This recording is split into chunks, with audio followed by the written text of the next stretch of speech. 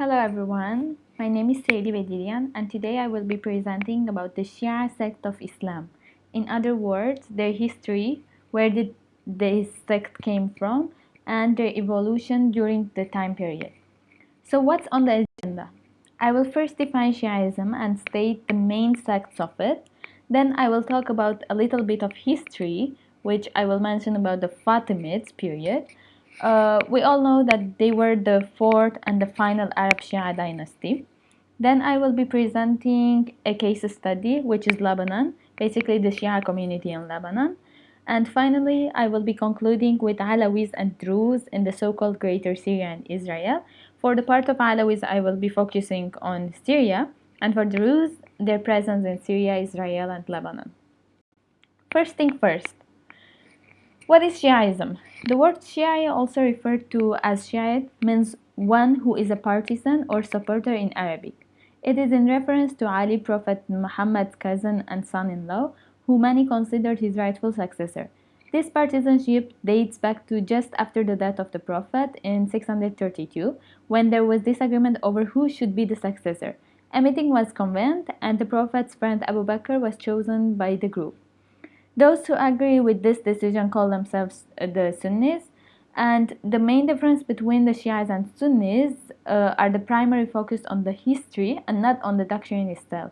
So the similarities includes the prayer is the same, the Quran is the same for word, and the five pillars of Islam. Shias have also been called Fatimids because they regard the lineage through Prophet Muhammad's daughter Fatima, who married Ali, to be the valid transfer of power. They do not consider the first three successors of the Prophet recognized by Sunnis to be valid. This is their fundamental disagreement with Sunni Muslims. Shias emphasize the value of lineage and family ties over the consensus of a large number of Muslims after the Prophet's death. This value is reflected among the Ja'fari Shia, who follow a tradition of wearing a black turban to indicate one's lineage traces back to the Prophet. Both Sunnis and Shias respect the descendants of Prophet, however, they call them noble Sayyid Sharifs in Arabic. The political doctrine of the Shia recognizes the institution of the imamate as head of state or community. According to this doctrine, the leader of a Muslim community or the imam must be direct descendant of Prophet Muhammad through his daughter Fatima and son-in-law Ali as the head of the government. Just like other religions, Shias also has their divisions. So the largest and most dominant sect is Twelver Shiaism. Twelvers prevail in Iran, Iraq, and Bahrain. Lebanon's Shiite community, who make up more than a quarter of country's population, also adhere this sect. Twelvers believe that there is a chain of 12 imams, all of whom are blood descendants of Prophet Muhammad. They regard the 12 imams, one after the other, as the only legitimate religious and political leaders to succeed Prophet Muhammad. The first of the 12 imams is Ali ibn Abi Talib himself, followed by his two sons, Hassan and Hussein. Whether the 12th Imam ever existed is disputed. Some say that the 11th Imam, Hassan al-Askari, never had a son to succeed him in the first place. 12 Shiites insist that he did, but his son has been hiding in a secret place and is still alive. His name is Muhammad ibn Hassan, also known as al-Mahdi al-Muntazar, the awaited guided one. 12 Shiites tradition hold that the Mahdi will return at the end of the time to fill the world with justice. The second division of Shiites are the Ismailiyya, the Seveners, basically, in English. Historically, Ismailiyya emerged in the 8th century, breaking with 12 Shiites after the death of 6th Imam, Ja'far al-Sadiq. They believe that Ja'far's eldest son Ismail and his descendants complete the legitimate Imamate lineage on the grounds that Ja'far had appointed Ismail as his successor Imam. Ismail died before Ja'far, and the eminent actually went to Musa Kazimi, who is recognized by the Twelvers as the 7th Imam. The Ismailiyya, the largest Shiite sect after the Twelvers, split into several branches throughout history. And the last division of Shiites is the Zaydiyya. Zaydi Shiites make up between 25 to 40% of Yemen's population. Zaydis broke with 12 Shiites over the 5th Imam's identity.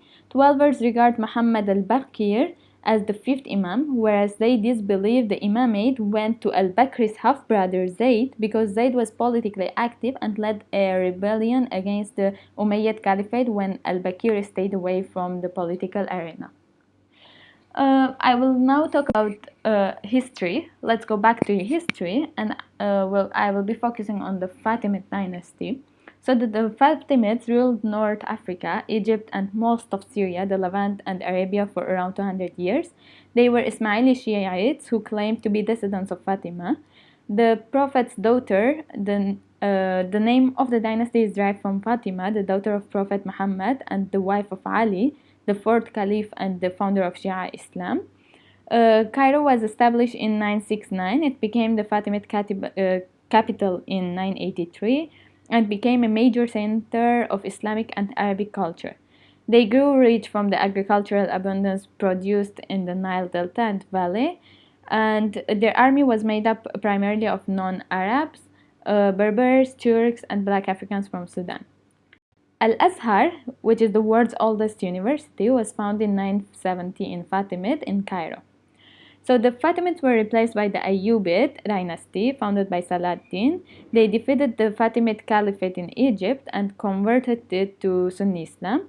The Ayyubids ruled Egypt to 1252, and Saladin abolished the Fatimid Caliphate, which by this time was dead as a religious force, and returned Egypt to Sunni orthodoxy. He restored and tightened the bonds that tied Egypt to Eastern Islam and reincorporated Egypt into the Sunni fold represented by the Abbasid Caliphate in Baghdad. Even Al-Azhar, founded by the Fatimids, became in this time the center of Islamic orthodoxy. Shias in Middle East. The Shias account for the majority of Muslims in Iraq, Bahrain. They have also large communities in Lebanon, Kuwait, Saudi Arabia, Pakistan.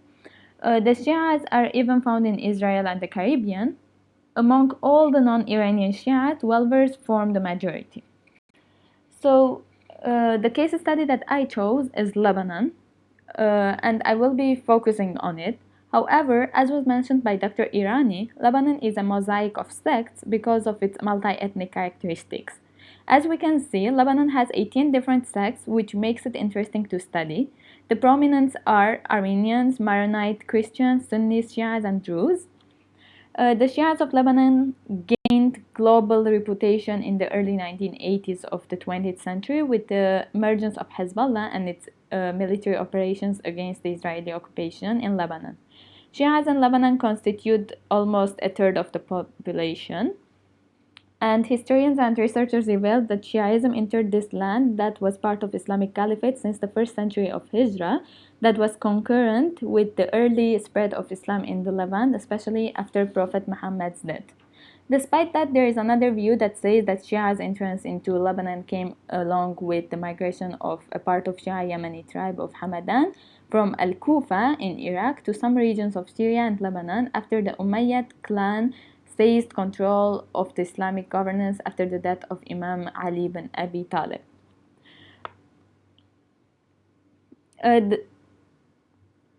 After the French mandate and the establishment of Lubnan al-Kabir in 1920, the situation of Shias in Lebanon changed socially, politically, culturally, and religiously. The most prominent of the change came along with the arrival of Iranian cleric Musa Sadr in Lebanon, coming from Iran in 1960, at the behest of Lebanese Shias yearning for an imam who would take care of the sex affair after the death of Ayatollah Abdel Hussein al-Sharafuddin.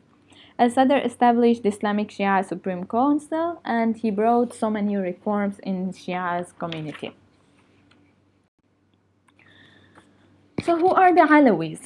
The Alawite religion is often called an offshoot of Shiaism, Islam's largest minority sect, but that is something like referring to Christianity as an offshoot of Judaism.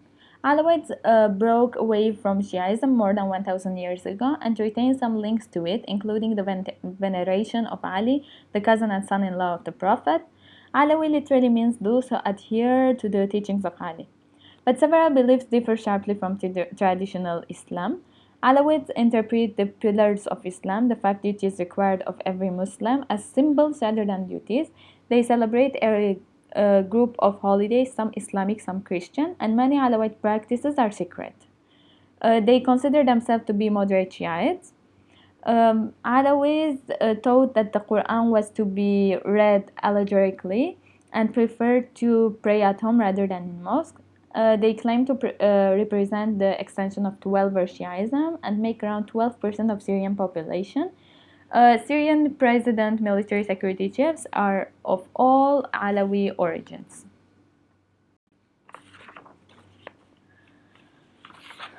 So, for the last part, I would like to dedicate this part to the Druze.